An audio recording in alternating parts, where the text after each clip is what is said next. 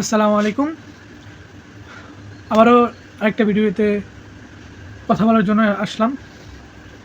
কারণ এদেশে ভালো মানুষের কোনো জায়গা নাই, ভালো মানুষের কোনো স্থান নাই।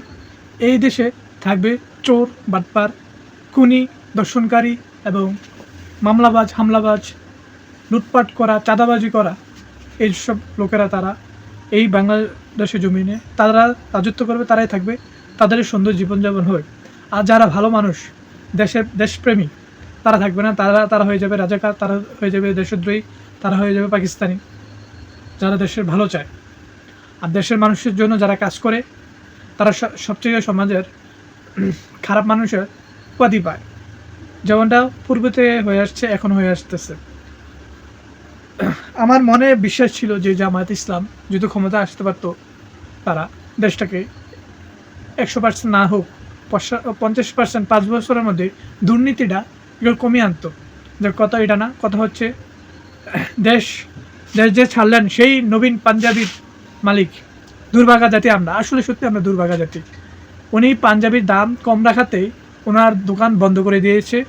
বড় বড় ব্যবসায়ী দোকানদার যারা সিন্ডিকেট করে, যারা দালালি করে, যাদের একটা পাঞ্জাবিতে 5,000 টাকা ইনকাম না হলে, একটা পাঞ্জাবিতে 10,000 টাকা ইনকাম না হলে তাদের চলে না, তাদের পেট চলে না, তাদের ঘর চলে না, তারা মানুষের সাথে জুলুম করতে পারে না, তারাই ওনাকে বন্ধ করে দিয়েছে। এরকম জাতি, নিকৃষ্ট জাতি আমরা, এবার বুঝতে পারছেন।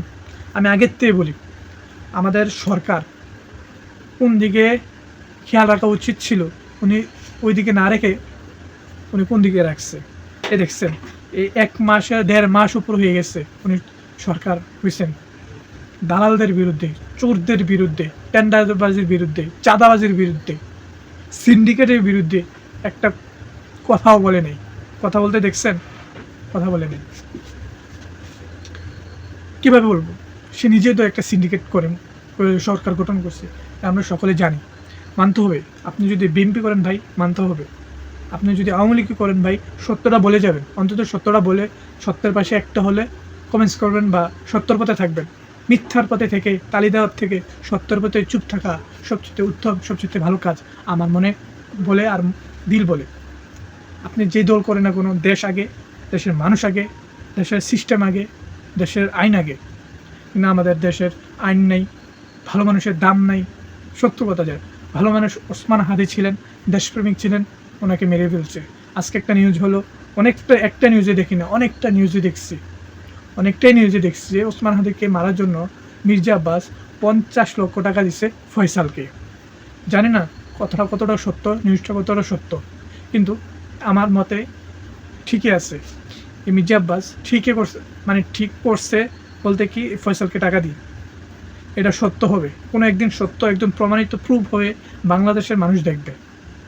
এই যে শহীদ ওসমান হাদি ভাইকে মারলো, মানে ওনার জন্য কান্না করে নাই এমন একটা, প্রত্যেকটা মানে দেশপ্রেম যারা বলে, যাদের প্রতি মায়া মমতা আছে, যারা দলমত করে না, কোনো নেকে নে বলে, অন্যায়কে অন্যায় বলে, তারা ওসমান হাদি ভাইয়ের জন্য একটু হলেও তার চোখ দিয়ে পানি পড়ছে।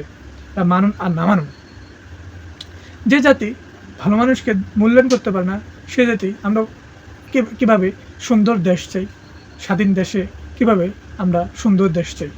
আমাদের 50 বছর হয়ে গেছে, স্বাধীন হয়েছে আমাদের দেশ, এখনও হয়নি। কারণ একজন ভালো মানুষ কম দামে পাঞ্জাবি বিক্রি করবে, এটা তার ব্যক্তিগত ব্যাপার। তার টাকা দিয়ে 100 টাকার মাল কিনে আনছে, সে 20 টাকা বিক্রি করবে, এটা তার ব্যক্তিগত ব্যাপার। সে লজে মাল বিক্রি করবে, এটা তার ব্যক্তিগত ব্যাপার। যারা সিন্ডিকেট করে, এই দেশের সিন্ডিকেটও থাকবে না, এদেশের দালালি থাকবে না, এদেশের চোর থাকবে না, এদেশে ব্যাংক ডাকাতিও থাকবে না, এদেশে কোনো কিছু থাকবে না। একদিন এদেশে ইসলামের পতাকা উঠবে আর ইসলামের আইন চলবে, এদেশে সুন্দরভাবে মানুষ জীবনযাপন করবে। এটা খুব শীঘ্রই হবে ইনশাআল্লাহ, কোনো না কোনো দল থেকে হবে, এটা বলে দিলাম। এদের বিচার এই বাংলার জমিনে হবে, সব কিছুর বিচার বাংলার জমিনে হবে, এটাও বলে দিলাম। একদিন সব কিছুর বিচার। এটাই ছিল আমার আজকের কথা। যদি কথার মধ্যে ভুল ভ্রান্তি হয়ে থাকে, সকলে ক্ষমা দৃষ্টিতে দেখবেন। কারণ সত্যের পথে কিছু কথা বলতে চাই, আরও কিছু দিন কথা বলতে চাই, দেখি না কতটুকু বলা যায়। সাহস আছে যতদিন, ততদিনই বলে থাকবো, সত্যের পথে চলবো, মিথ্যায় আশ্রয় কেউ না নেবে। সবাইকে ধন্যবাদ, অসংখ্য ধন্যবাদ। আর সবাই ভালো থাকবেন, সুস্থ থাকবেন, নিজের খেয়াল রাখবেন, পরিবার পরিজন, আত্মীয় স্বজন, প্রতিবেশীদের খেয়াল রাখবেন, এটা কামনা করছি।